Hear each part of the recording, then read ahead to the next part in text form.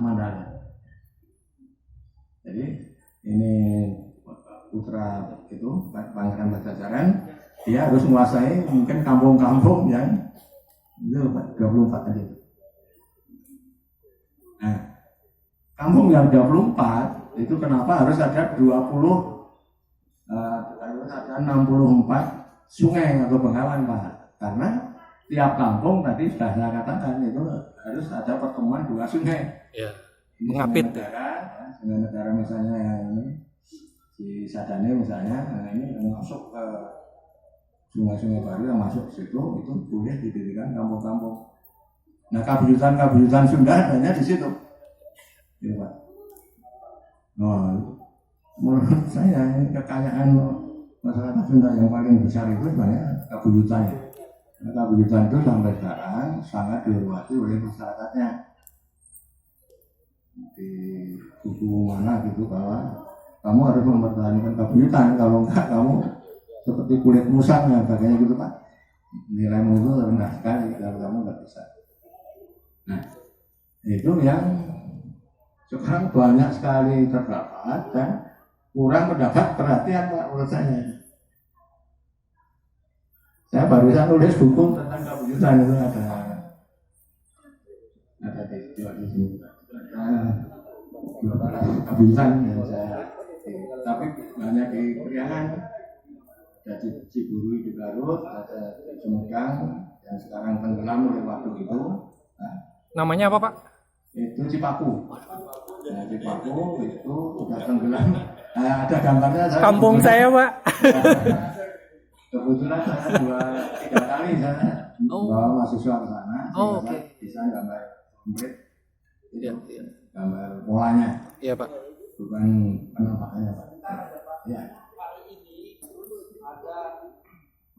Ada peringatan tenggelamnya Cipaku. Saya mendapat undangan, tapi berhubung Pak Iwan udah duluan, saya kesini. Sebetulnya saya harus berbicara di sana. Oke. Jadi hari ini, Pak, 24 Agustus itu sekian tahun tenggelamnya Cipaku. Jadi kita berdoa aja semoga mereka sukses di sana. Amin.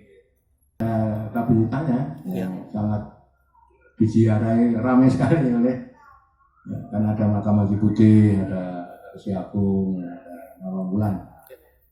Nah, 3 Pak nanti kenapa harus ada 3 situs? Ya, tadi itu yang saya katakan, ya, ada yang simbolnya Rama, simbolnya Resi, simbolnya Ratu. Nah, Ratu itu yang Haji Putih itu, yang Resi Agung. Nawangwulan itu yang Rama, dan polanya selalu, Pak, itu ada 2 yang berdekatan, 1 yang berjauhan. Nah, kita ada. Itu pola itu yang harus kita pecahkan. Kenapa begitu? Di pola seperti itu. Jadi selalu ada 2 berdekatan. Menurut saya Susuruh dengan Karangkamulyan, Pak, di Galuh, itu hubungannya dengan Kawali yang jauh di sana. Ya. 26 km baru ada. Yang ketiga itu Resinya.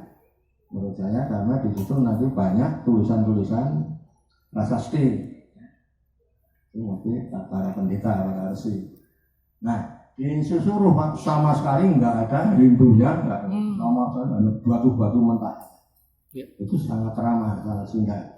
Rupanya dulu kabuyutannya kepala-kepala kampung itu ya tahun. Nah, yang paling besar adalah di Karangkamulyan, di mana Pak tuh? Dan Wanara. Ya. Oh, itu paling luas. Di situ ada batu-batu dan ada sedikit tanda-tanda Hindunya, yaitu ada Yoni dan ada Lingga. Itu dari situ nanti kita bisa baca cara berpikir mereka lewat apa yang diciptakan itu. Jadi ini kerja saya memang begitu. Jadi kita menafsirkan apa yang betul-betul ada, Pak. Kita sebenarnya orang bisa menafsirkan apa saja. Jadi saya mempunyai makanan, ya, ada pola tidak, pola itu berulang-ulang tidak dilakukan. Kalau pola 3 itu berulang-ulang dilakukan, waktu membuat istananya, membuat rumahnya, ya. Rumah Sunda kan juga pola 3 menurut saya. Ya.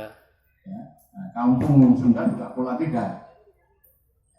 Bahkan nanti juga kalau kita masak kuliner itu juga ada bakul nasi, Iya, iya, iya. ada pengarahnya, ada kipasnya. Oke. Itu segera kesatuan. Nah, makanya kipas Sunda itu selalu ada segitiganya. Oh iya, benar. Itu Iya, iya, iya. pengarahnya.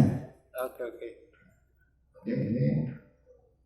Nah, bobok itu sendiri juga pola 3 kan, ada bulat, ada atasnya, di bawahnya persegi, dan tengahnya gabungan dari persegi bulat.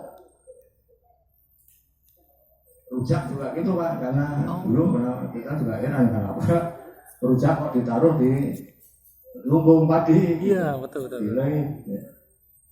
Karena rujak itu sebenarnya pola 3. Ngandung mangga atau kedondong yang tumbuh di atas, lengkoang atau singkong umbi yang ada di bawah bumi, dan mentimun nanas ada di tengah. Itu dilakukan. Tadi yang agama semesta tadi bahwa kita berbentuk pada ciptaan Tuhan. Itu selalu benar gitu, bahwa alam itu benar karena ciptaan Tuhan.